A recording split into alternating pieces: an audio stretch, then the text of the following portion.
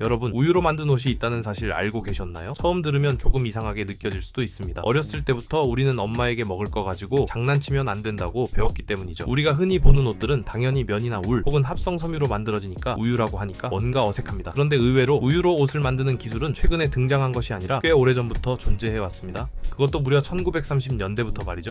이 이야기는 2차 대전 이전에 이탈리아로 거슬러 올라갑니다. 당시 이탈리아는 일 두체 베니토 무솔리니의 통치 아래 있었고 국가 전체가 자급자족이라는 목표를 향해 움직이고 있었습니다. 외부 자원에 의존하지 않고 내부에서 모든 것을 해결하려는 시도였죠. 이 과정에서 다양한 대체 소재들이 등장하게 됩니다. 종이, 유리, 고무, 대마 같은 재료들이 옷의 소재로 실험되었고 그중 하나가 바로 우유였습니다. 이 흐름에는 당시 문화적 배경도 큰 영향을 미쳤습니다. 필리포 토마소 마리네티가 주도한 미래주의 사상은 과거의 전통을 부정하고 새로운 기술과 재료를 적극적으로 받아들이자는 움직임이었는데요. 이들은 자동차나 기계뿐만 아니라 패션 역시 완전히 새롭게 바뀌어야 한다고 주장했습니다. 그리고 그 결과 기존의 섬유를 대체할 수 있는 새로운 소재에 대한 실험이 활발하게 이루어지게 됩니다. 여기서 등장하는 것이 바로 우유 단백질입니다. 우유에는 카제인이라는 단백질이 포함되어 있는데 이 단백질을 가공하면 실 형태로 뽑아낼 수 있습니다. 양모 역시 단백질로 이루어져 있기 때문에 과학적으로 보면 충분히 가능한 이야기였던 셈이죠. 한마디로 우유에 있는 카제인 단백질을 양모 대신 사용했던 건데요. 이런 연구 끝에 라니탈이라는 섬유가 개발되었고 실제로 우유로 만든 옷이 생산되어 판매되기까지 합니다. 당연히 당시 기준으로 보면 꽤 혁신적인 시도였습니다. 먹을 거 가지고 옷까지 만든다니까 놀라운 일이 아닐 수 없죠. 촉감은 부드럽고 기존 섬유와는 또 다른 질감을 가지고 있었습니다. 무엇보다 완전히 새로운 소재라는 점에서 미래적인 이미지까지 더해졌습니다. 단순한 옷이 아니라 하나의 시대적 선언에 가까웠다고 볼 수 있습니다.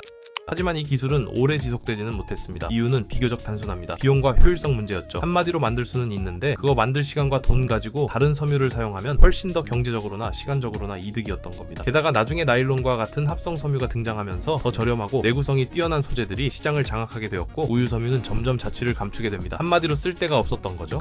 그렇게 한동안 잊혀졌던 이 소재가 최근 들어 다시 주목받고 있습니다. 이유는 지금 우리가 처한 상황과 관련이 있습니다. 환경 문제와 지속 가능성에 대한 관심이 높아지면서 기존의 섬유 산업에 대한 반성이 시작된 것이죠. 그 과정에서 버려지는 자원을 활용할 수 있는가라는 질문이 다시 던져졌고 우유 역시 그 대상 중 하나가 되었습니다. 현재는 폐기되는 우유를 활용해 섬유를 만드는 연구가 계속 진행되고 있으며 일부 의류 브랜드에서는 실제로 우유 단백질을 활용한 소재를 사용하기도 합니다. 생분해가 가능하고 촉감도 부드럽기 때문에 친환경 소재로서의 가능성이 다시 평가받고 있는 것이죠. 농장에서 팔려나가지 못하고 버려지는 우유가 꽤 많다는 점에 착안해 미국의 스타트업 회사인 미테로는 우유로 옷을 만드는 기술을 개발해 특허까지 냈죠. 우유 한 잔으로 티셔츠 5벌까지 만들 수 있다고 하니까 나름 효율적이죠. 흥미로운 점은 여러분도 앞에서 보셨다시피 이 아이디어가 완전히 새로운 것이 아니라는 사실입니다. 오히려 과거의 실험이 현재의 기술과 만나 다시 등장한 사례에 가깝습니다. 한때는 효율성에서 밀려 사라졌던 선택이 이제는 환경이라는 기준에서 다시 의미를 갖게 된 셈이죠.